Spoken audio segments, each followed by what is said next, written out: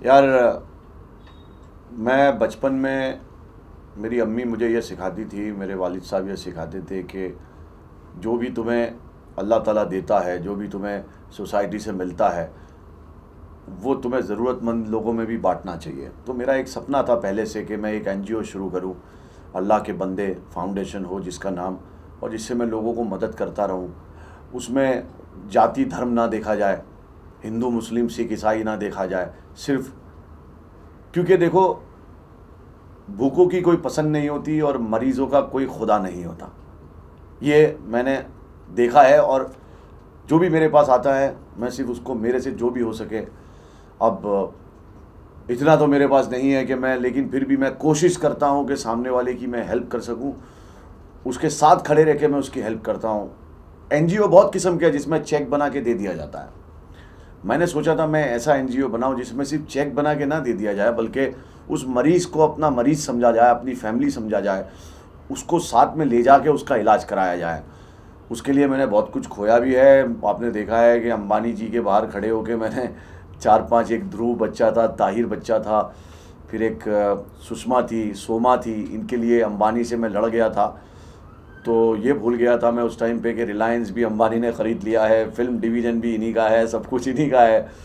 मेरे काम पे असर पड़ेगा, लेकिन फिर ऊपर वाला सबसे बड़ा है, ये सोच के मैं वहाँ खड़ा हो गया। और 1 महीने में मैंने कम से कम 24 बच्चों और बूढ़ों का इलाज कराया, और कम से कम 27-28 लोगों की फ़ीस माफ़ कराई।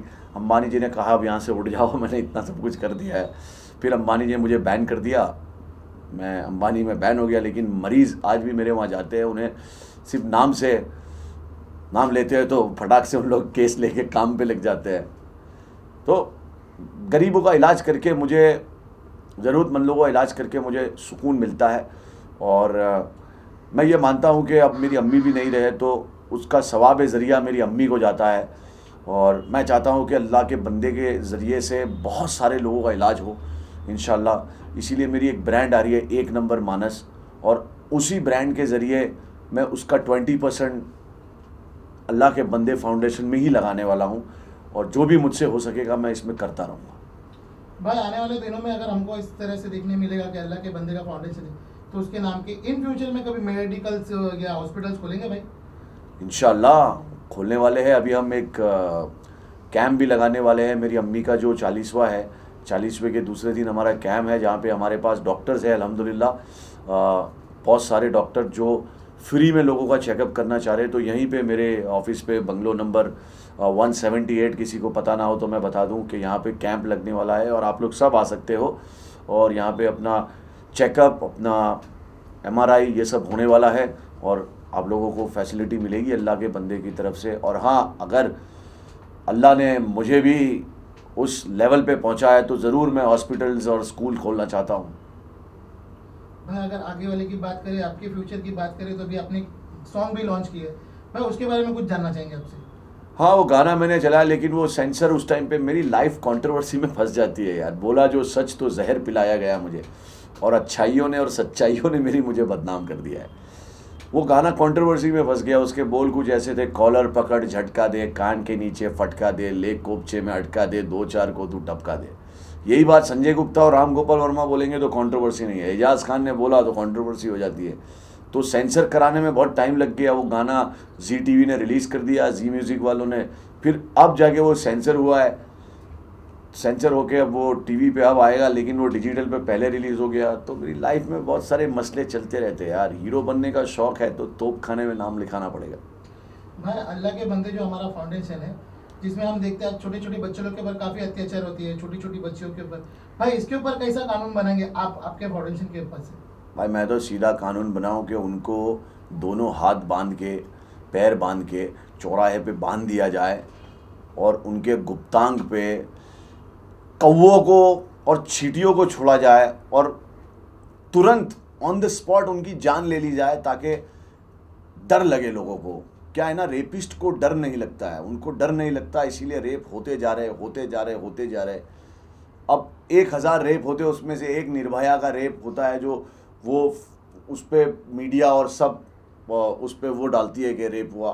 बाकी जो इतने गांव में छोटी छोटी जगहों पे छोटे छोटे बच्चियों के रेप हो रहे हैं, लेकिन अब मीडिया का भी तो अपना एक स्लॉट होता है, कितना वो लोग भी रेप का दिखाएंगे। सरकार इस पे एक्शन लेगी और रेपिस्ट को सीधी फांसी की सज़ा होगी। टेररिस्ट को जो सज़ा है वो रेपिस्ट को होनी चाहिए मेरे हिसाब से। तो सर बात की जाए आपकी फिल्म की लकीर का फकीर और लव डे, काफ़ी लोग पसंद कर रहे हैं, तो क्या कहना चाहिए? यार वो तो पुरानी हो गई, अभी फिल्में लोग देख रहे हैं, डिजिटल पे भी देख रहे हैं। अब बहुत पसंद की लोगों ने लव डे और लकीर का फ़कीर। यार अब मेरी फिल्म अल्लाह के बंदे, साउथ में मेरी 27 फिल्में हैं, वो भी बहुत अच्छे अच्छे डायरेक्टर के साथ है। यहाँ पे अभी मेरी एक फ़िल्म आ रही है भाईजान, एक फ़िल्म की है मैंने झोल कंपनी पब्लिक लिमिटेड, जो बीइंग ह्यूमन ने शायद उसको, क्योंकि उसमें जग्गी भी है सलमान भाई के साथ जो लड़का रहता है, उनका खास बॉडीगार्ड है, वो भी उसमें हीरो है, मैं भी हीरो हूँ, 2 हीरो है उसमें।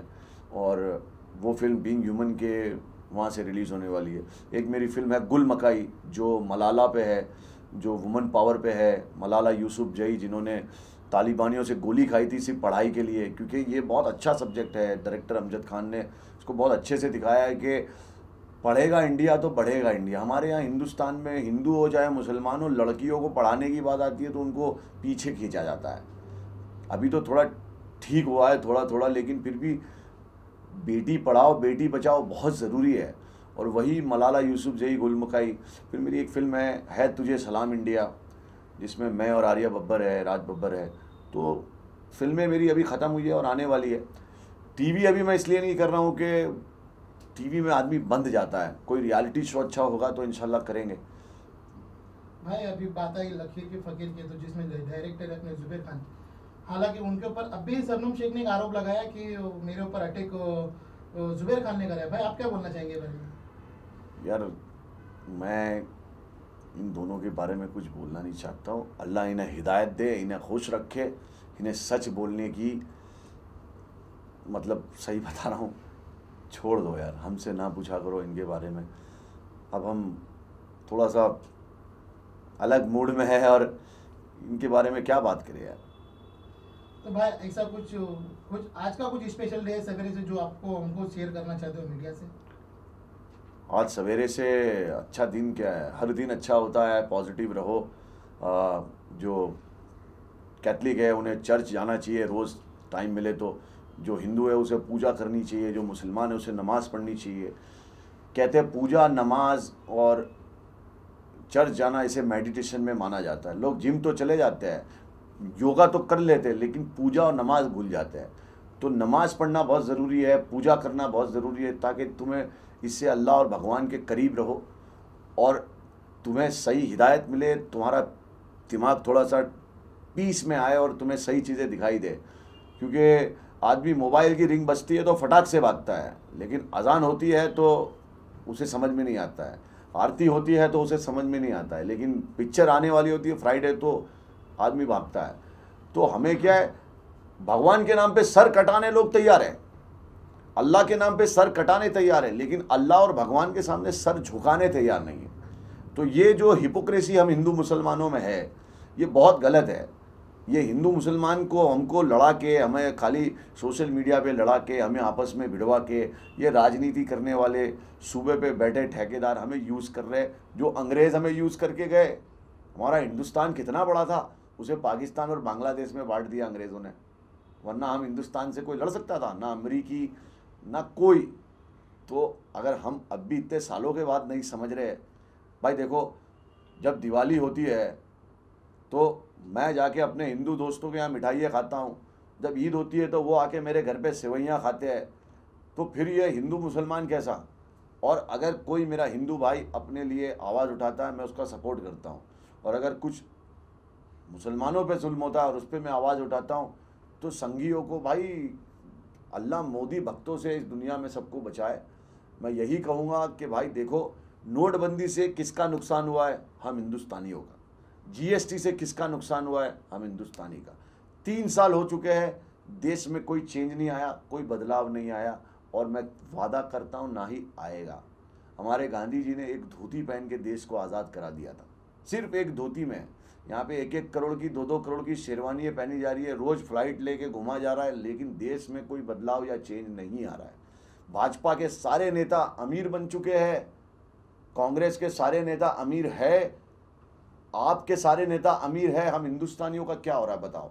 कुछ नहीं हो रहा है, और हमें बांट दिया गया है। भाजपा, कांग्रेस, आप और MIM, 4 पार्टियों में बांट दिया गया। मुसलमानों की पार्टी कौन सी, बोले MIM, हिंदुओं की कौन सी, बोले भाजपा, बीच वालों की हिंदू मुसलमान की कौन सी, बोले कांग्रेस, जो बाकी बच गए गरीब गुरबे उनकी कौन सी, बोले आप। भाई ये सारे राजनीति वाले जो भी है ना, ये सिर्फ हम हिंदुस्तानियों को यूज़ कर रहे हैं। मिडिल क्लास तो अपनी ज़िंदगी में बिजी रहता है, गरीब गरीब ही मर जाते हैं, अमीर तो मिडिल क्लास का खून चूस ही रहे, हम सबका चूस ही रहे हैं। तो हमें सब पता है, लेकिन ये फिल्मों में डायलॉग अच्छे लगते हैं। अगर मेरे जैसा कोई आदमी बोलता है तो बोले कंट्रोवर्सी के लिए बोलता है। हाँ, बोला सच तो कंट्रोवर्सी, ठीक है, हम सबको सच पता है, लेकिन हम क्या है ना, सच से भागते हैं। रियलिटी को एक्सेप्ट करना हमारे अंदर उतना ताकत नहीं है। एजाज खान कोई कुछ बुरा करता है सब छापते हैं, लेकिन एजाज खान किसी की किडनी रिप्लेस करवाता है, हार्ट के लिए पैसा देता है, गरीबों को स्कूल में पैसा देता है, हिंदू मुसलमान को आपस में मिलाता है, वो कोई टाइटल के साथ नहीं डालेगा। कोई राइटअप लिखने वाले नहीं लिखेंगे, उपेंद्र पटेल या नील मुकेश चड्डी खरीदेंगे तो वो लिख के बॉम्बे टाइम्स में आप पढ़ लोगे, लेकिन मैं करूँगा तो आप बॉम्बे टाइम्स में नहीं पढ़ोगे। तो खैर, अंधे बहरों का शहर है ये, अंधे बहरों का देश है। अल्लाह हमें आंखें दे, हमें कान दे, हमें सच बोलने की ताकत दे और सच सुनने की ताकत दे। यही मेरी दुआ है हिंदुस्तान की। भाई इलेक्शन से बात आई है तो आपने कहा कि काफ़ी पार्टियां काम नहीं करती, तो भाई क्या आने वाले सालों में आपको हम देख सकते हैं इलेक्शन में? नहीं भाई, ऊपर वाला बचाए तुम्हें राजनीति से। मैं अभिनेता हूँ और अभिनेता ही रहना चाहता हूँ, मैं नेता कभी नहीं बनूंगा। थैंक यू भाई। भाई एक सवाल है, पूछना नहीं चाहता, मेरा मन तो नहीं, लेकिन ये मेरे फ्रेंड बोल रहे पूछ लो। भाई कल वैलेंटाइन डे, कुछ बोलिए उसके लिए। हम ये कहेंगे वैलेंटाइन डे पता नहीं रोज़ होना चाहिए, प्यार करने वालों का दिन। तो कल के दिन अपनी अपनी माँ को भरे बाल ले जाना, ये हम कह रहे हैं कि अपनी माँ को, अपने पिताजी को साथ में ले जाके उन्हें खाना खिलाना रेस्टोरेंट में, तो भगवान तुम्हें, अल्लाह तुम्हें, जीसस तुम्हें बहुत बहुत नवाजेगा। गर्लफ्रेंड को ले जाते हो, उससे प्यार करते हो, गर्लफ्रेंड की बातें सुनते हो, गर्लफ्रेंड के लिए कुछ भी करते हो, माँ बाप की बात नहीं सुनते हो, माँ बाप को बाहर लेके नहीं जाते हो। मेरे भाई, मेरे यारो, ये 2 लोग हैं जो तुम्हें बेइंतहा प्यार करते हैं और अनकंडीशनल प्यार करते हैं।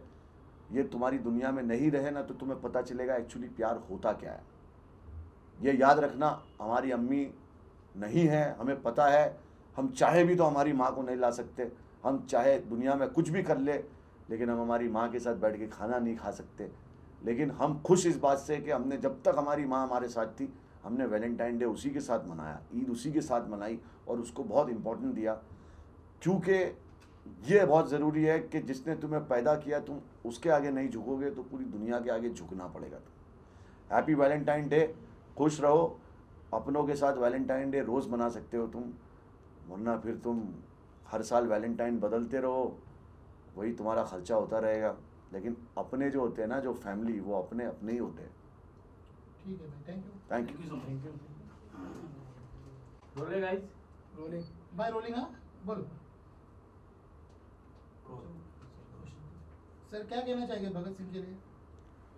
भगत सिंह हीरो थे, असली हीरो थे हमारे देश के लिए, हम जैसे लोगों के लिए उन्होंने जान दी। अशफाकुल्लाह खान और भगत सिंह, चंद्रशेखर आज़ाद ने हमारे देश को आज़ाद कराने के लिए, हमें आज भी भगत सिंह और अशफाकुल्लाह खान जैसे लोगों की ज़रूरत है, जो इस देश को फिर से करप्शन से, और अंग्रेज़ तो चले गए, लेकिन अंग्रेज़ों से भी बुरे लोग हमारे देश को चला रहे, उनसे हमें आज़ादी मिले।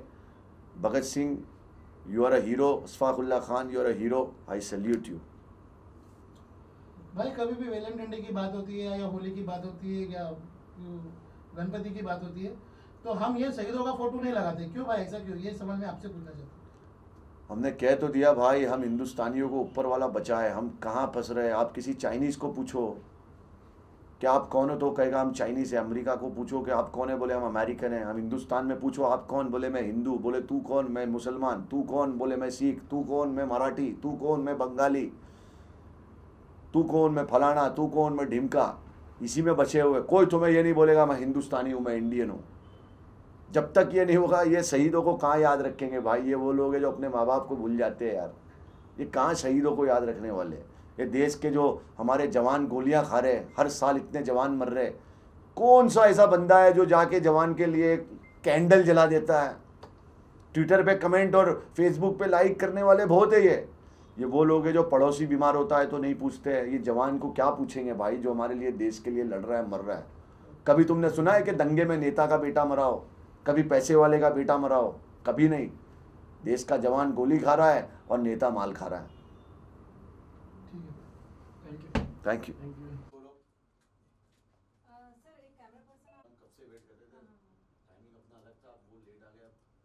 इनमें से किसी में से दे देना लेके हमें, और क्या। भाई पैडमैन जो पिक्चर अभी रिलीज हुई हाल में, क्या बनना चाहिए, आप क्या मैसेज देना चाहेंगे? यार पैडमैन एक अच्छा मैसेज है, लोगों को सही या गलत क्या है वो बताने के लिए। लेकिन मुझे ऐसा लगता है, मेरा पर्सनल ओपिनियन है कि हमारे हिंदुस्तान की सभ्यता ऐसी है जहाँ पे अब लोग मुझे गालियाँ भी देंगे ये इंटरव्यू देखने के बाद कि Ejaz Khan open your mind ये वो, लेकिन मुझे नहीं लगता कि हमारे यहाँ पे कोई भी लड़की अपने पिताजी से कहेगी कि पिताजी मेरे लिए एक पैड ले आना, या कोई बहन अपने भाई से कहेगी कि भैया मेरे लिए पैड ले आना। वो छोटे गांव में भी नहीं होगा और शहर में भी नहीं होगा, क्योंकि ये एक रिस्पेक्ट की बात होती है। और आजकल तो 24 आवर्स मेडिकल बन गए हैं। ये थोड़ी फिल्म लेट बनाई, थोड़ा पुराने ज़माने में बनाते तो शायद चलती, और ये फिल्म ना बनाते और फिल्म की जगह ये ऐसे कैंपेन करते तो शायद ये पर्सनल वो नहीं होता। अब इसमें तो फिल्म बनाने के बाद पब्लिसिटी हो रही है कि सब पैड पकड़ रहे हैं कि पैड ले आओ, पैड ले आओ, पैड ले आओ, पैड पहनना चाहिए, शर्म की बात नहीं है। ये तो सब अक्षय कुमार की मोहब्बत में कर रही है। ये कोई देश के अंदर जो पैड आ रहा है उसमें नहीं हो रहा है। खैर अभी I don't know about this, but I wish all the luck. और मुझे ऐसा लगता है, ये मेरा पर्सनल ओपिनियन है कि हमारे हिंदुस्तान में ये शायद नहीं हो पाएगा। और मैं कहूँगा कि मैं एक ऐसा लड़का हूँ कि मैं भी एक ओपन माइंड हूँ। मेरी शादी अंग्रेज़ से हुई है, लेकिन फिर भी मेरी बीवी आज तक मुझे नहीं बोली कि मेरे लिए पैड ले आना। हाँ, तो आई थिंक सो मुझे समझ में नहीं आया। ओके, बस है वो। सर पैड पे क्या टैक्स फ्री करना चाहिए, आपको क्या लगता है? यार जहाँ पे सबसे बड़ी बात है कि इसका पब्लिसिटी ऐसा करना चाहिए कि जहाँ पे छोटे शहर हिंदुस्तान में है वहाँ पे औरत को एक इस तरह से लोग समझते हैं, तो वहाँ जाके सब जगह पे पैड बांटने चाहिए। लेकिन अब तो मैं कहूँगा कि ऐसा छोटा कोई भी गांव बताओ जहाँ पे मेडिकल शॉप ना हो। ये विस्पर और स्ट्रे फ्री वाले ना सब जगह पहुँच गए, एक कब से पहुँच गए हो। तो अब ये थोड़ी फिल्म मुझे एक्चुअली समझ में नहीं आया, इसकी डॉक्यूमेंट्री बन जाती तो अच्छा होता। I think so.